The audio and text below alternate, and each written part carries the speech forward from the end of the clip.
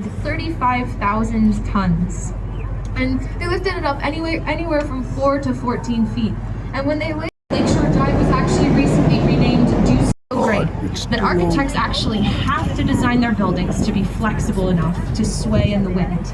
If they were too rigid, these buildings were too stiff, they would simply snap in half due to the force.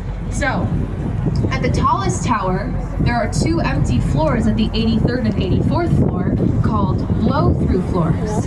Because when you design your building to sway in modernism, even though we only get a brief glimpse of AMA Plaza, this style actually is very important to Chicago because saying there are very few right angles in nature, so why should I put any in my buildings? And I love him for that. When viewed from above, Marina City actually looks like 2 sunflowers side by side. But the apartments within, the apartments are actually shaped almost like pizza slices. An interior decorator's dream. Our data story. Now, Marina City came in the 1960s when it wasn't as luxurious to live downtown as it is today. But Bertrand Goldberg, he wanted to change that. So he thought of any amenity you could possibly want.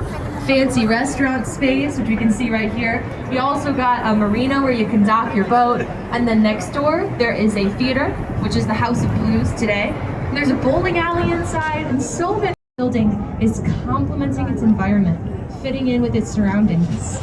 You see this a lot, but especially in Chicago, we have so much natural beauty to show off, and architects, they show off with their buildings, fitting in with this natural environment. Now, the space in this lot, most of it was taken up by railroad tracks, and then also a requirement for a publicly accessible riverwalk area meant that they couldn't use the space next to the river. A 39-foot wide space widens, sloping outward towards the 8th floor, which is about 100 feet off the ground. And they have water all the way at the top of the building. Tanks of water. They serve an important purpose. Inertial slosh dampers is what they're called.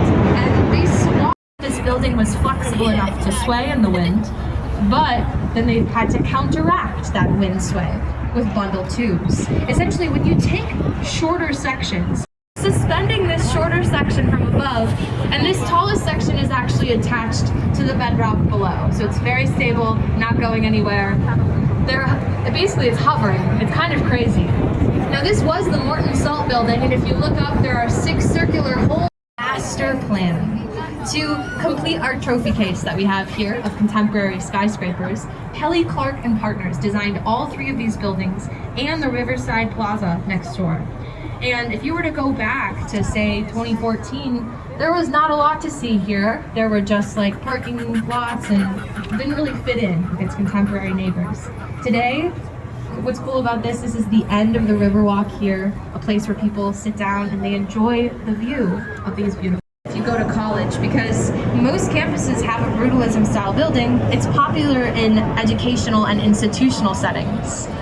Now, it was actually used to build affordable housing in post-war cities. Brutalism was supposed to be I do have to ask that you take your seats in a bit of those photos, but take your seats for safety purposes. We just want to make sure everyone stays inside the boat as we dock the